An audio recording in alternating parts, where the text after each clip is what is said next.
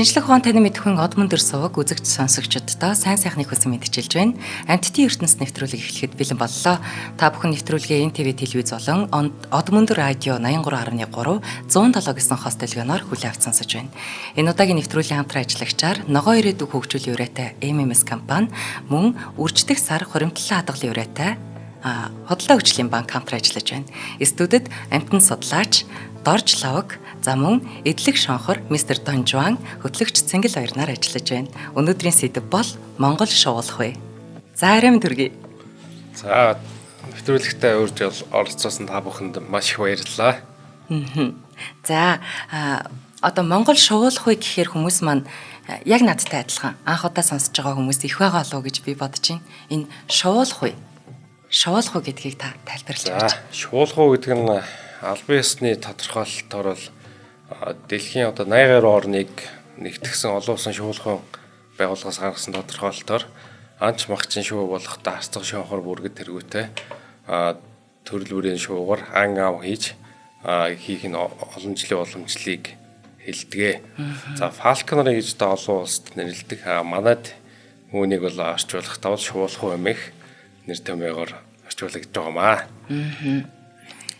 Тэгээд манай студид ирсэн мистер Дон Жуан бол өөрөө одоо тийм ан ав бас юм шуулах уу хийдэг тийм үү? Тий. За энэ бол нэг настай эдлэг шонхор байгаа. Хүйс бол эр. За тэгээ хүмүүс өхөрдөд мистер Дон Жуан гэдэг нэрийг бол өгсөн байгаа.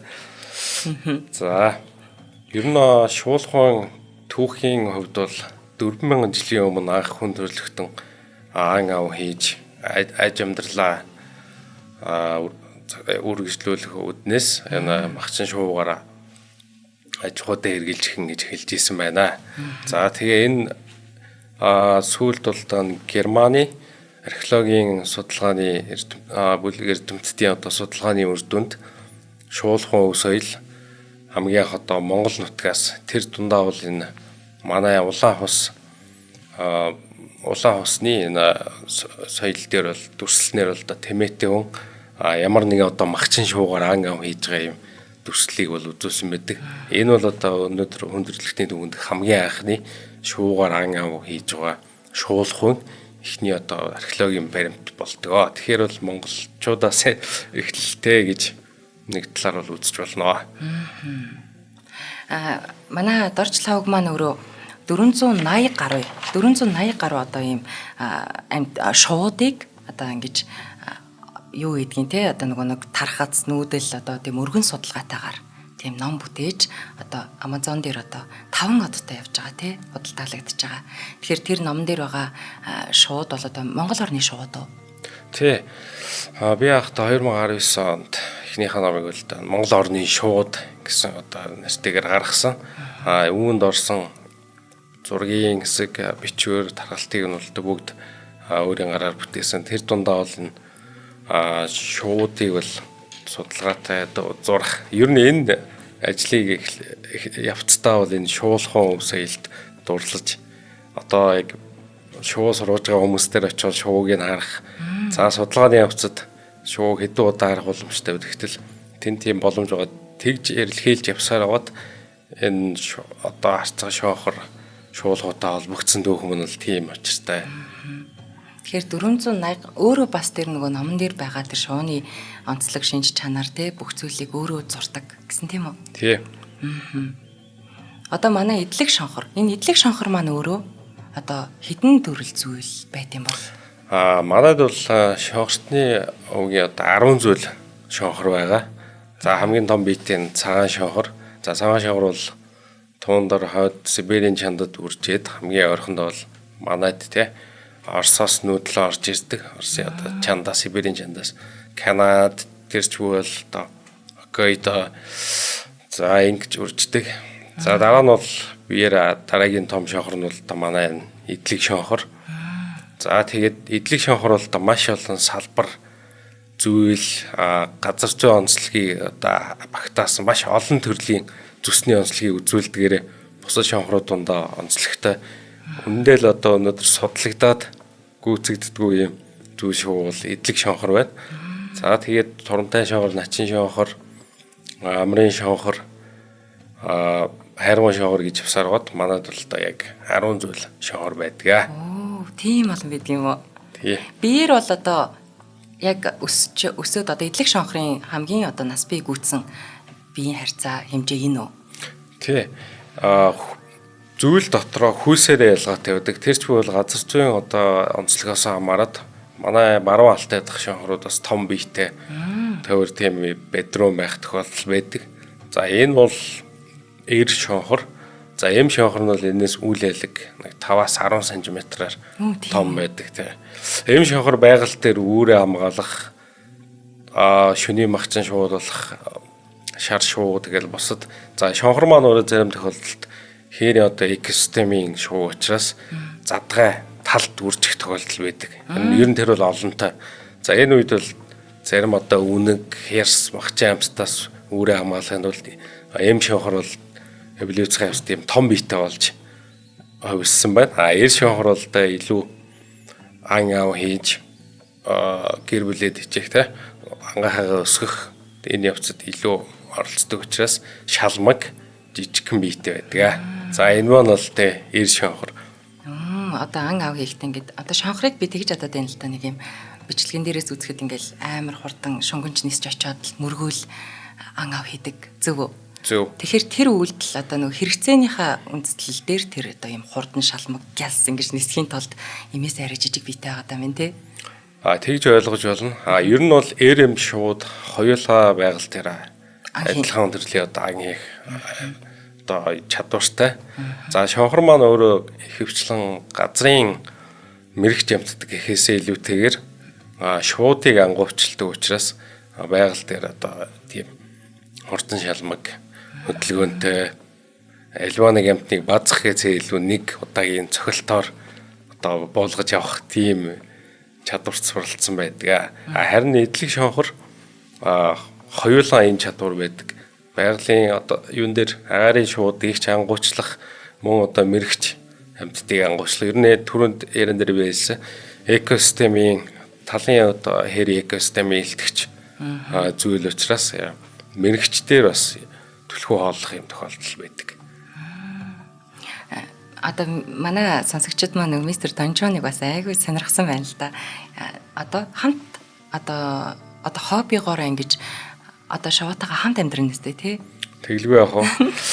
За энэ дээр ярих юм бол айгүй сонирхолтой түүхүүд байдаг. Ер нь өнөөдөр манай шуулхан өвс соёл маань одоогоос 400 гаруй жилийн өмнө л Монголд үүссэн монголчуудаас анх гаралтай гэж үзсэн мөртлөө жишээлбэл Монголд хамгийн анхны шуулхан өвс соёлын түүхийн баримтал 4000 жилийн өмнө байсан. Түүнээс улбалал одоо манай хүнүү тэгээд хувлаа хаан бол одоо Марко Поло хувлааны дэргэд 17 жил хамт амьдсан Марко Пологийн тэмдэглэлээр бүтэн юм бүлэг байдаг шүү дээ. Шонхороор ав хийх хувлаа хааны талаар тэр ч бүхэл тухайн үед хувлаа хааныг дагаж яваад одоогийнхоор бол төрийн зурагч маягийн зургийн зураад явдаг тодорхой тийм үйл явдлууд хурам найр ан авыг дүрсэлж үлдээдэг тийм зураач байсан байгаа.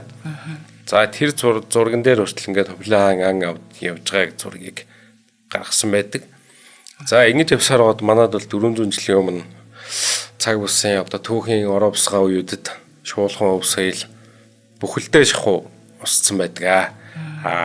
Нэг олзуур хууштай баруун алтайд Казахын ард түмний дунд энэ шуулхан өв соёлын бүрэг дээр ан ав хийх хэлбэрнүүд чанд хадгалагдчихүүлсэн.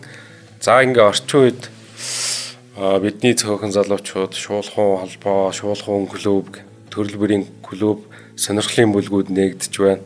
За тэгээд энэ өвгдээцийнхаа мартагцсан өв соёлыг сэргээхээр ингээд оролдож байна. За гол асуултнаас авар нэлээд ханцаарчлаа тий. За гэртээ тий амьдэрдэг. За энэ шуу өөрөө байгалийн зэрлэг шуу. Ямар ч одоо шин чанараараа нохоо муур гэдэг юм уу одоо тот эсвэл сүүлийн үед тийм экзотик амьтдыг гэрийн дэжэвэл амьтдыг манайхын сонирхож тэжээдэг бас гүрвэл могоо өтертэй адилхан ямар нэг юм орон зай хувьд хязгаарлагдмал орчинд амьдрах боломжгүй. Тэгэхээр энэ шуу манайд амьдардаг. Тэгвэл бол байнгын өдөр тутмын өдөрт зарим тохиолдолд хавар илүү их тийм сургуульт хийх шаардлагатай болоход өдөрт 2 нисдэг. Өдөр тутамдаа бол нэг удаа бол багтаа нисдэг. Нэг нисэхдээ бол 10-аас 20 минутын бэлтгэл ордог. Тэгэхээр энэ бол маш ууггүй хүүхэд арчлахтай л адилхан тийм ажил. Одоо ингээд байгалийн зэрлэг амтныг одоо заримдаа бол ингээд амьдрал дээр хүн тэгэж ойлголцох хэцүү байдаг тохиолдлууд байдаг үед зэрлэг амтнтай ойлголцоод хил амаа олцоод одоо энэ манай мистер Донжон бол ингээд яг өгсөн үүрэг даалгаврын дагуу ингээд суугаад байгаа надад их сонирн байна л да. Тэгэхээр энэ амтнтай ойлголцоод би энтэйгээ ингээд хил амаа ололцож чинь гэдэг бол надад бүр их гайхалтай санагдаж байна. Дээрээс нь энэ бол ингээд монголчуудын эрт дээр үед байсан. Одоо Монголын нууц тавчан дээр бас гардаг те. Энэ тухай өгүүлсэн байдаг те. Бодончор муухаг ямар шуугаар вүлээ? Харцаг үлээ. Тий, яг зөв. Бор харцаг. Тийм баха. Тийм шуугаар ан ав хийж байгаа тухай гардаг. Тэгэхээр энэ бол ерөөсөө эрт дээр үеэс монголчуудад байсан соёл. Гэхдээ одоо бол байхгүй. Би бол одоо нэм казакуудыг одоо бүрэг дээр ан хийдэг тухай л мэдээд байгаа байхгүй. Тэгэхээр надад их сонин байна. Тэгэхээр сургахтаа одоо энэ маань хэдэн настай лээ? Энэ одоо он гараад 2 настай болж байгаа. Тэгэхээр сургахтаа болохоор одоо яаж хэл ам олдтой? Одоо энд байгаа зүйлсүүд сурах гэд хэрэг болдог уу? За би өнөөдөр студид 2 төрлийн хиймэл өгөөшийг авчирсан байна. За тэгээд энэ бол өдөр тутамд бидний хэрэглэгддэг хиймэл өгөөш. За сургалтын ерөнхий явц бол ойлгомжтой дэлхийд дээрээ бүгд хиймэл өгөөш, амьд өгөөш. За энэ өгөөшөнд тухайн одоо зэрлэгээ сурах гэж байгаа шонхор байна уу, харцаг байна уу, бүрэгдийг өгөөшөнд сургаад за түүгээрээ бол дасгал хийлэгдэг өдөр тутам. За тэгээд сар өдөр жил өнгөрсний дараагаар бол энэ өгөөшөндөө дасаад тэгээд энэ үндсэндээ бид ойлголцох харилцаа үүсэж штеп. Зөвхөн хоолоор хоолыг нь саваад байдаг юм уу? Энэ бол ерөөсөө л одоо шуулхан техникүүд байгаа л да шуу сургах. Эний бол зөвхөн нэг үзүүлэлт нь энэ хоол болон өгөөшн тасах сурах. За тэгээд маш олон энэ тухайн амтны ухамсартай харилцах. Тэгээд физиолог өглөө болгон биеийн жингийг үзэх. Тэгээд тэр ч бүвэл өдрөө авах, амьсгалах, агаарын одоо хүйтэн, температур. За тэгээд энэ эрүүл мэндийн үзүүлэлтүүд хүртэл маш их чухал. Өчүүхэн баг жижигхэн алдаа гарахад түүнийг шавхар алдахгүй таныг орхон тэнгис нисэх болно. Ер нь бид нар өдөр болгоно яг л мөрөөдөө тавьж байгаа юм шиг 50-50% та. Энэ шавхар одоо студид маань бол гар дээр сууж байна те. Ингэхдээ бол юм тушаагаар миний гартаа бэхлэгдэж байна. За шуу яг өдөр тутамдаа бол энэ ямар юугаараа нэг хэсгээрээ салдгийг амархан салаад ингээд нисгээд шуу хэрвээ надаас цухтаагаад явхад байгаль дээрээ ямар нэгэн түүртгүүгээр амьдраад явдаг. Тэгэхээр бол өдөрт эргэж ирнэ ирэхгүй гэсэн 50% л боломж бол байдаг. Тийм байна те. Хэрвээ чи өнөөдөр буруу сургалтын хоол байдаг юм уу дээр дурдсан дээр эрүүл мэнд тэгээ физиологийн тэрэн дээр алдаа сургалтын дээр алдаа гаргасан бол шуу эргэж ирэхгүй яваад өгнө гэсэн үг. Ястан нарийн ур ухаан байдаг юм байна. Хоёулаа хамтран ажиллагчаа танилцуулчих. За манай нэвтрүүлгийн энэ удаагийн дугаарын хамтран ажиллагчаар Худалдаа хөгжлийн банк үржигдэгсээр хариултаа хадгалан ирээтэй Худалдаа хөгжлийн банк хамтарч ажиллаж байгаа юм. Тэгэхээр манай Од Мөндөр сувг 2024 оны дугаарууд дээр Худалдаа хөгжлийн банкны хялбар хоримтлал гээд дотроо 4 төрөлтэй санхүүгийн дарамт үүсгэгдэггүй. Дээрээс нь автомат үйлчилгээг одоо үзэгч сонсогчдод санал болгож байсан. За энэ 3 сард бол одоо 4 үйлчилгээний хамгийн хялбар нь болох хариултаа хадгалын үйлчилгээгээр олсон 50,000 төгрөгийг Худалдаа хөгжлийн банкныхан маань үржүүлж өгч байгаа юм. За энэ нь яа гэсэн үг вэ гэхээр за одоо Худалдаа хөгжлийн банкны онлайн банк болон одоо дурын салбар дээр ороод хялбар хоримтлал хариултаа хадгалъя гэсэн үйлчилгээг 1000 төгрөг 2000 3000 5000 гэдэг ингээд өөрөө сонгоод хариултаа тохируулчихна. Тэгээ одоо чи гараад одоо бүрэгдэндээ 7500 төгрөгөөр хоол авлаа гэж бодъё. Тэглээхэд нөгөө данснаас чинь шууд одоо тохируулахдаа чи 500 төгрөгөөр тохируулсан 1000 төгрөгөөр тохируулсан бол 8000 төгрөг. 8000 төгрөг хасагдаад тэгээд одоо чиний хоримтлал руу 500 төгрөг хоримтлалт чи орох юм.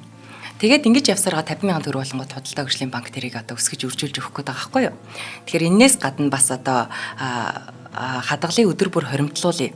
За EMR төлөөж ариг ааны хадгаламжийн эрх хоримтлалтай Монгол аяны урамшууллын эрх зэрэг бэлгүүдтэй хүрдийг одоо худалдаа хөгжлийн банкны төв байрны нэг давхарт хялбар хоримтлал гээд гоё бүүт зассан байгаа. Тэндээс юм хүрд эргүүлээд бас бэлэг авах боломжтой. За харилцагч хэрвээ худалдаа хөгжлийн банкны харилцагч биш бол доор гарч байгаа QR код уншуулах, за онлайн ап татах, за бүртгүүлэх товч дээр дарж одоо энэ банкны харилцагч болоод 50k-га бас үржүүлээд авах боломжтой. За хэрвээ одоо лавлах юм байх юм бол 1800 1977 дугаараар худалдаа хөгжлийн банкны одоо энэ хариултын хадгалын аянд бас нэгдэж болно. За энэ нь бол ерөнхийдөө биднэрт ийм нөгөө хуримтлалын ашиг тусыг л ерөнхийд нь ойлгуулах гэдэг худалдаа хөгжлийн банкныхандаа баярлалаа. Шинжлэх ухаан таны мэдхүйг дэмжиж ажиллаж байгаад. За юу яаж юм л да одоо нөгөө би бас ингэ сонсч байсан одоо арабууд бол энэ шуулгын соёл те одоо энэ амьтныг ингэж гаршуулж ингэж байгаа байдлыг бол бүр дээд зиндаанд дээд зэрэглэлэр ч юм уу авч явж айгуу сайхан авч явж байгаа тэр соёлыг үргэлжлүүлж авч явж байгаа ард түмэн юм байна гэж би ойлгосон. Тэгэхээр тэнд болохоор одоо баг олимпик юм болт юм уу? За Арабын нийт хогийн орнууд ер нь ЮНЕСКО бол шуулгын өв соёлыг хүн төрөлхтний бит бус соёлын өөр 2016 оны 12 сарын 10-ны өдөр бол бүртгэсэн байдаг. За энд бол одоо 16 орныг мөн 16 орныг соёлын өв тээгч орноор бол зарласан байдаг. За энд бол юм ачаад байгаа бол тохгүй нэг гэсэн үг халуун байж болно тийм. Ямар нэг өөрийнх нь өдөр тутмын байдаг юмнаас өөр байна гэж. За тэгэхээр энэ бит бус соёлын өвөр бүртгэхдээ бол 16 орныг нэр цаан соёлын өв тээгч орноор бүртгэсэн байдаг. Энд бол Арабын хогийн орнууд Сауди Араб гэх мэт нэг Арабын хогийн орнууд тэгээ Монгол бас орсон байдаг. За тэгээд Арабууд бол ер нь 2000 жилийн түүхтэй энэ шуулган өв соёл ер нь бидүүнчүүд гэж ярьдаг. Тэр цөлд шонхор бол тэр бидүүн нүүдэлчтэй салшгүй одоо юуных нь амжиргааных нь нэг хэсэг тухайн үед галц зэвсэг гараагүй байх үед бол нохоо шувуу ерөөр л агаав хийж өөрийнхөө амьдралыг үргэлжлүүлдэг байсан байгаа.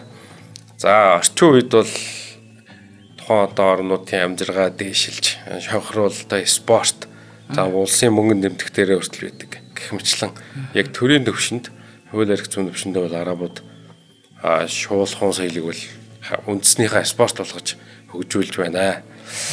За тэгээд та түрүүнд бол спорт олимп гэж асуусан лээ. Шонхрын уралдаанд оролцсон одоо анхны монгол хүн. Тий. Та шиг дээ. Сүүлийн үед бол Арабууд энэ шонхрыг бол уралдуулдаг болсон байгаа. За тэгээ 2019-с 20 онд бид Арабд байхдаа шонхрын одоо уралдаанд оролцож байсан. Гэхдээ бол нэг зүйлийг бол бас үзэгчд маань ойлгосоо гэж үзэж байна. За тэнд бол өнөөдөр энэ бол зэрлэг шонхор тийм үү?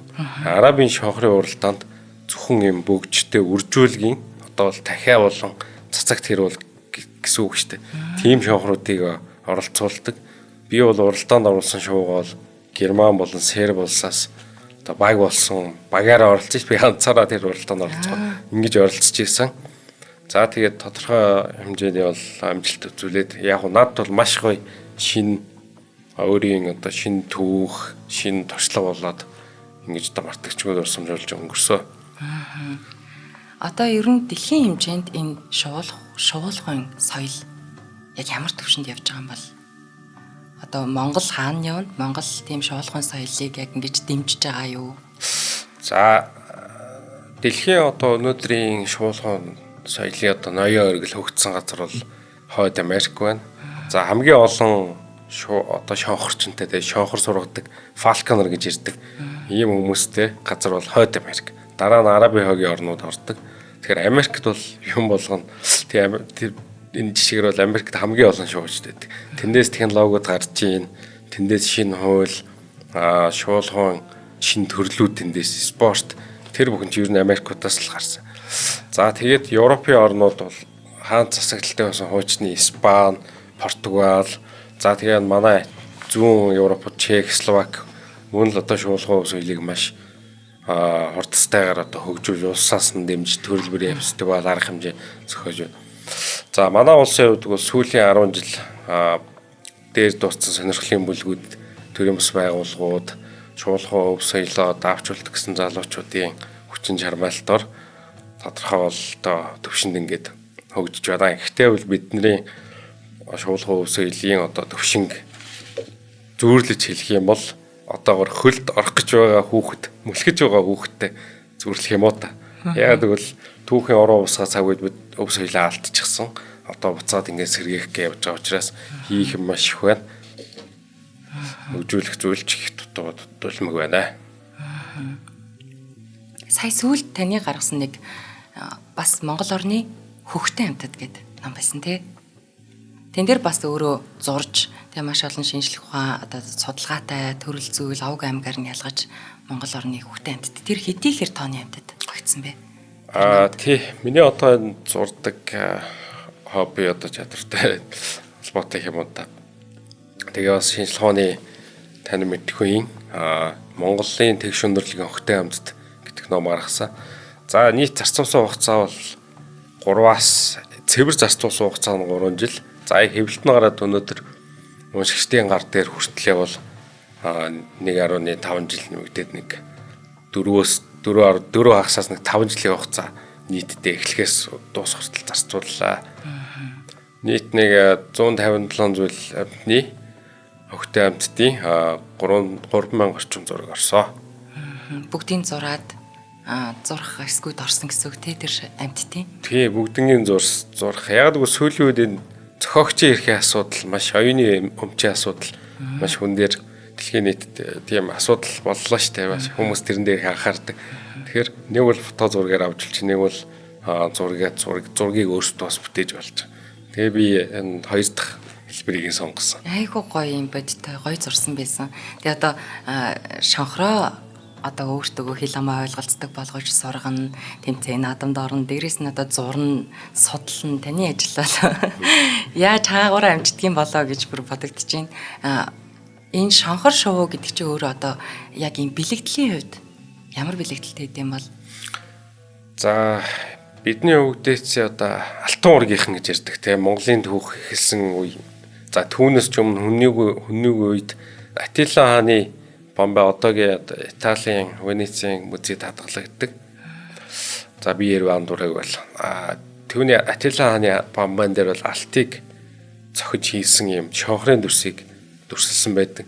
Тэгэхээр өвд дээдс маань Монголоос нүүдэлснээр цагаан хүннүүгийн нэг хэсэг шүү дээ Атила хаан. Тэгэхээр хүннүүгээс хэсгүүлээд анхны төр тусаас хэсгүүлээд шонхрыг бол төрийн шүтэн туг сүлдэндээ дахиж авсан байна. Энэ нь уламжлалсаар аваад Чингис хааны алтан уургийн тэр хяад барьжганы сүлд бол цагаан шонхор байдаг.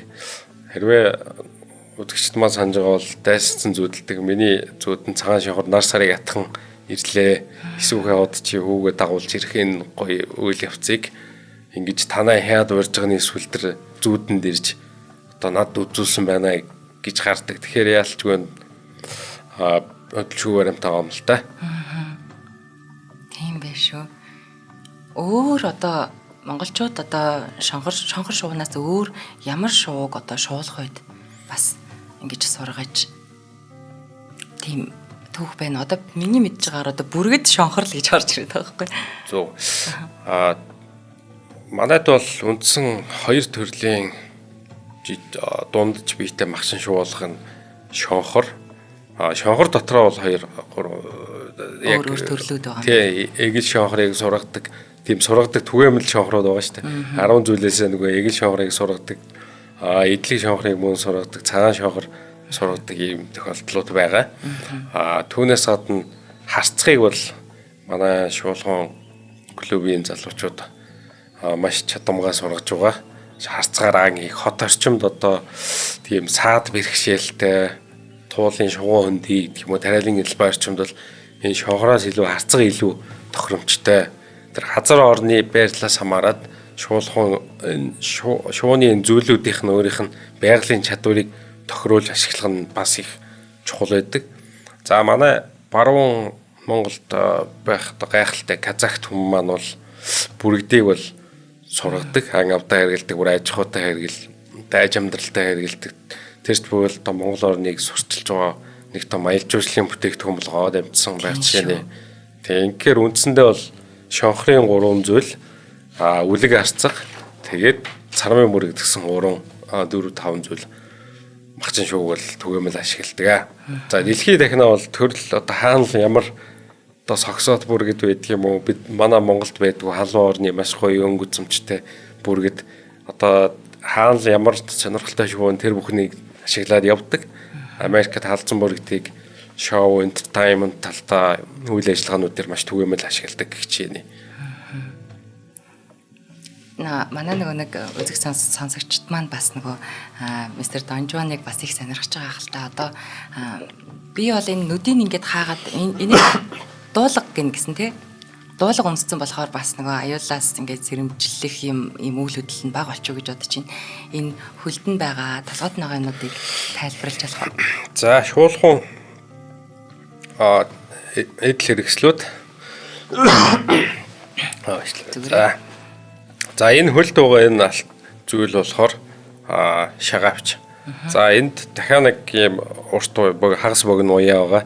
Энэ яг шагаавчнаас ингээд төө хэрийн. За энэ бол шижим гэж. Тэгээд энэ урт нь бол тушаа. За тасаа сургуульд ан ав тавихтаа болохоор зөвхөн шагаавчтайгаа ингээд тавиад явуулна. Тэр 3 хэлхээ мөн гуруулаа юу болгоноороо хэсэг болгоноороо салдаг. За энэ зүйл бол ширээр хийдэг. За энэ бол дуулга гэж бид нэрлэдэг. За энийг болохоор даллуур гэж байгаа. Тэгээд даллуур руугаа шумбах, дайрах хөдөлгөөн хийгээд өдөр тутмын дасгалаа хийх болохоор удганд урайдан дуудах. За энэ зүйл болохоор бэйли. Гэхдээ энэ нэг тийм төрлийн арай өөр төрлийн бэйли байгаа. Илүү юм одоо үйл ажиллагаа, наадам, шоун дээр бол ашигладаг хүмүүст зураг мураг авах ч юм уу их амар юм байдаг. За өдөр тутмын бэлтгэхдээ бол юм ширэн бэйли ашигладаг. Энэ бол тийм гоёлын маягийн юм одоо наадам баярын өдрүүдэд ашигладаг. Тэгээ ийм очтой зүйлүүд байгаа. Сая нэг гаднаас орж ирэхдээ юм ногоон өнгөтэй дуулахтаа орж ирсэн. Тэгээд одоо болохоор нэг юм өөр өнгөтэй нин зүгээр гоёлын зорилттой эсвэл одоо бид нар малгайгаа сольж өмсдөг шиг байна уу? Маш олон зөвхөн энэ шоу Донжуан гэхэд бол маш олон төрлийн дуулахтай. За энэ бол ийм зөөлхөн материалаар хийгдсэн илгэн өдөр тутам ер нь энийг бол байнга хэрэгэлдэг. Ийм дуулга байгаа. Дэлхийд дээр өнөөдөр 3 үндсэн дуулганы хэлбэр байдаг. Энэ өнөөдөр бас тусдаа урлаг, бизнес болгоод хөгжиж байгаа. За тэгээд энэ дуулгаар бол Испани, энэ Германууд маш их алдартай. За хятадууд бас сүүлийн үед бол ер нь сүүлийн үечлэлт хятадууд бол олон жилийн түүхтэй. Тэгээ сүүлийн үеийн одоо хятадын уран дарахцуул бол төрөл бүрийн маш гоё дуулга бол хийдэг. За тэгээ гурав дахь нь бол энэ араб хэлбэрийн дуулга. Тэгэхээр араб, дач буюу тэр герман тэр галланд хавийнхын ер нь хийцийг дач гэж нэрлэдэг. Тэгээ хятад гэсэн юм 3 дуулгын хэлбэр байдаг. Энэ болохоор ямар хэлбэртэй нэ? Энэ болохоор дач герман хүүд. Би харж. Нөгөө камерт маань. Энэ болохоор араб дуулга. Өдөр тутмын зүгээр ингээ. Энэ болохоор зөөлхөн дуулга юм байна. Толгоонд нь ямар нэгэн тийм дарамт багтай. Би бодохгүй нөгөө бид нар нөгөө гоёлын дуулга болчихж байгаа. Галланд дуулга. Би одоо нөгөө өвөл нөгөө нэг дулаахан ноос малгай өмсдөгтэй адилхан энэ ингээ гаднаас орж ирсэн болохоор дулаахан малгай юм болоо гэж бодчихлаа. Гэтэ ер нь л бид нэр өөртөө хүүхдтэйгээ харьцдаг шиг л шуутайгаа харьцаж сэтгэл санаанд нь таарж ижил нисэд явчихгүй нөх нь шүү дээ. Айгүй яг. Энэ дуулга өөрөө нас, хүйс тэгээд тухайн зүйл шууны онцлогоос хамаарат бүгд өөр өөр юм хэлбэр арьц марьтай байдаг. Энэ жишээлбэл зөвхөн эдлэг шонхрын эр шуунд таардаг юм арьц марь энэ хоёр хоёулаа. 3 үгсэн арьц марийн дуулга байна. Ер нь шонхор шуу хэд наслтай?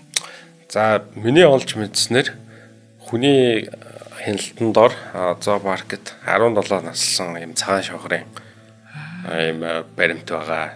Тэгэхээр байгаль дээр бол үндсэндээ 2-3 дахь жилээсээ үржилт ороод тэгээ нэг 5 жил байгаль дээр үүргээ гүйцэтгэж чад.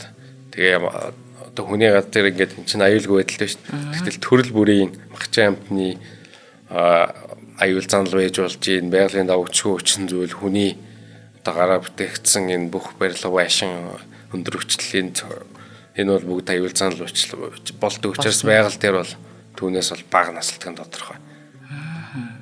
За хоёлаа дараагийн хамтран ажиллагчаа танилцуулъя. За өнөөдрийн манай амтны ертөнц нэвтрүүлгийн хамтран ажиллагчаар ногоо ирээдүйг хөгжүүлэх өрөөтэй MMS компани маань хамтарч ажиллаж байна. За MMS компани нь 2022 оноос хойш нарны цахилгаан үүсгүүрийн дэлхийн номер 1 Jinko Solar брендийн Монгол улс дахь аль биесний дистрибьютороор ажиллаж эхэлсэн ба одоо хэрэглэгчдийнхээ олон талд хэрэгцээнд нийцүүлэн нарны эрчим хүчний иж бүрэн шийдлүүдийг бид нэр санал болгодгийг.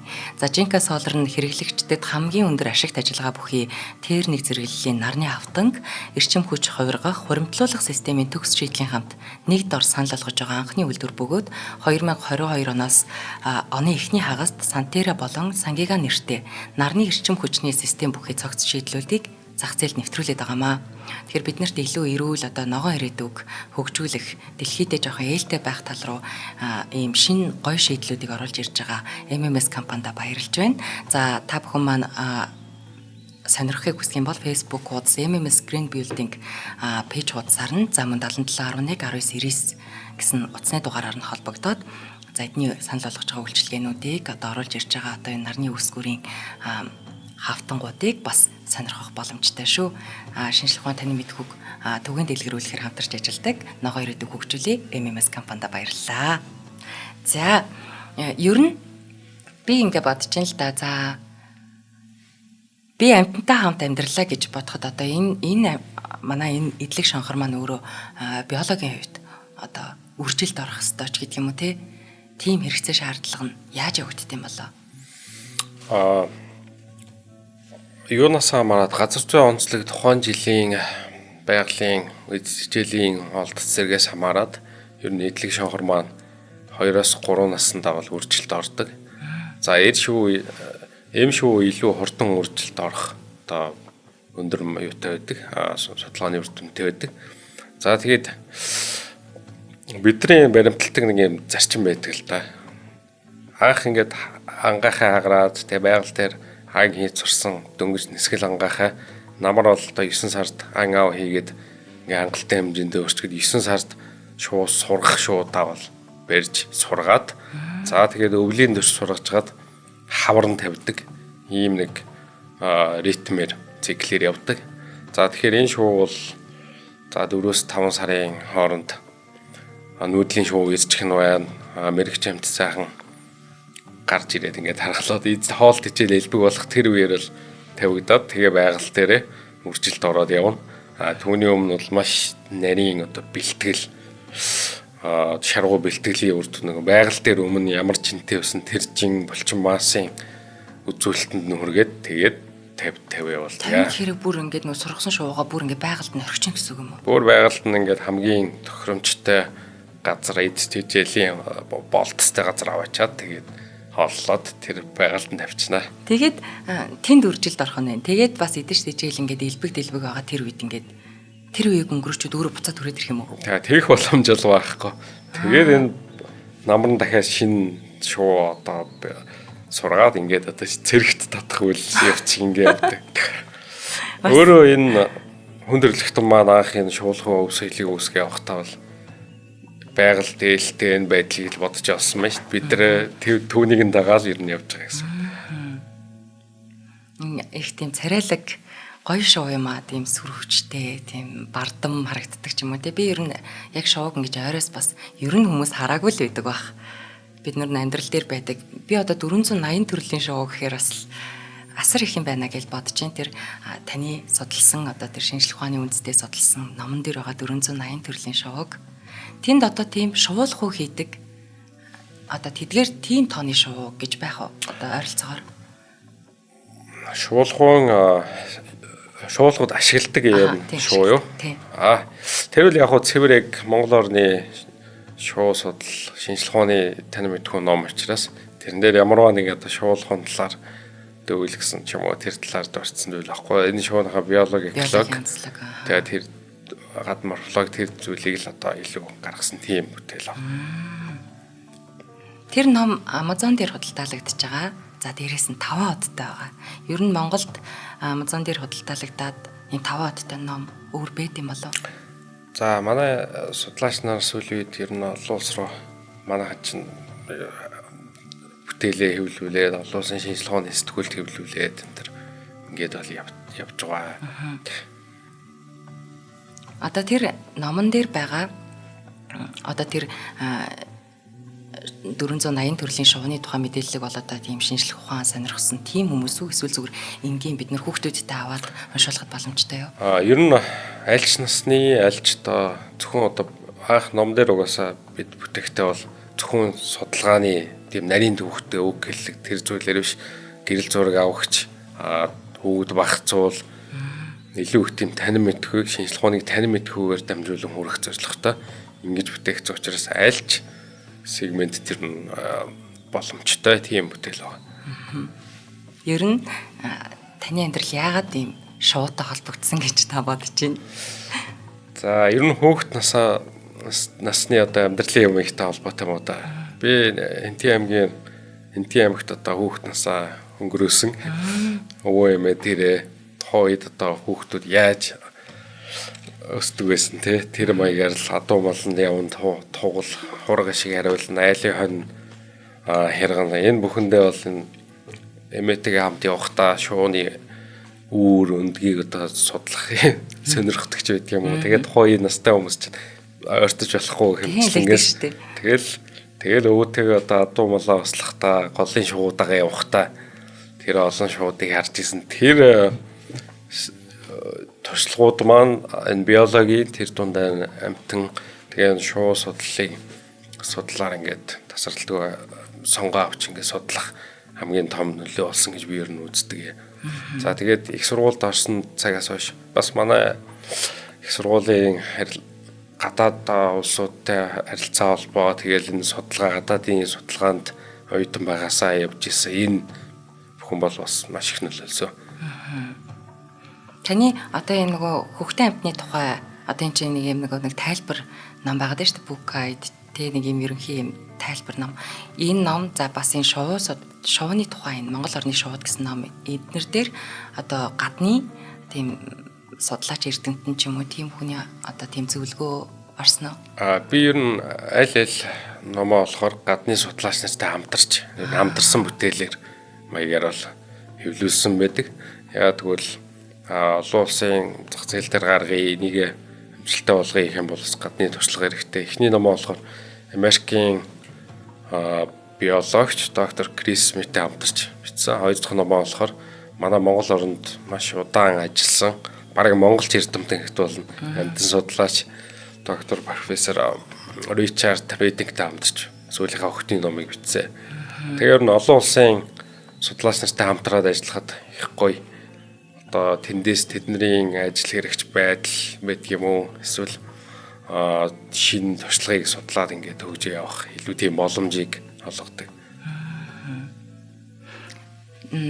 Ерөнхийдөө нэг бид нар амар олон жилийн өмнөөс ингээд бидэнд ирсэн, бид нар баг эхлүүлж исэн юм шиг тийм сайхан өг соёлоо алдаж одоо тий одоо манайх биш юм шигээр ч юм эсвэл бүр мэдэхгүй шахаа өнгөрч байгаа энэ зүйлийг та өөрийнхөө одоо ажил амьдралын хажуугаар хөгжүүлээд судлаад өв соёлоо авч үлдэж байгаа энэ үйл хэрэгчин бол надад болоод одоо монголчууд бидэнд бүгдэнд нь л маш сонирхолтой, маш бахархам гоё юм л да. Одоо шуудаагаа хамт амьдрахтаа ингээд яг гэрийнхээ орчинд тийм одоо зураг зурах ч юм уу тэр шуудаагаа хамт байдаг юм урлан ч юм уу нэг юм өрөө ч юм уу тусдаа тийм орчин байдаг уу ер нь? Тий. Ер нь шуугаа бол илүү тийм задгай газар. За бол байранд тодорхой байх хугацаанд л байлгаж байгаа юм л да. Тэгээд одоо жишээлбэл би дараа 7 хоногоос төлөвлөөд ингээд хөдөө баг сараар шахав. Зөвхөн одоо шуугийнхаа сургалт одоо 50 хугацаанд орчиж байгаа болохоор тэр зүйлийг ингээд төлөвлөсөн байх. Жишээ нь ч байдаг юм уу тий. Тий. Би 50 хугацаанд гэдгийг л ойлгохгүй байхгүй. Одоо 50 хэр та шуугаа ингээд байгаль тавиад явуулсан гэдэг юм уу? Байгаль тавиад явуулчихна тий.